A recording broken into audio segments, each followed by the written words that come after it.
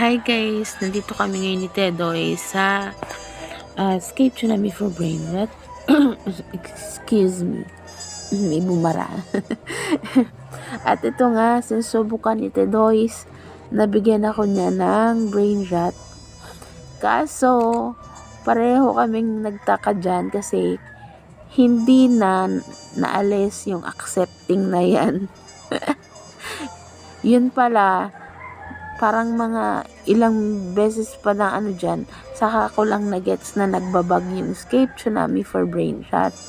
Na kapag nag-gift ka sa isang player, hindi, ang akalang nyo, iisipin nyo, hindi niya pa nare-receive yung brain rot. Kasi wala pa sa inventory niya. Need lang pala mag-rejoin ng game. Dahil pag nag-rejoin siya, matatanggap na, makikita niya na o matatanggap niya na yung brain rot na binibigay sa kanya. Ganun pala yun. So, yung brain rot na yan, nung mag-rejoin ako, nakita ko na sa inventory ko yung brain rot na binibigay ni Tedoy sa akin.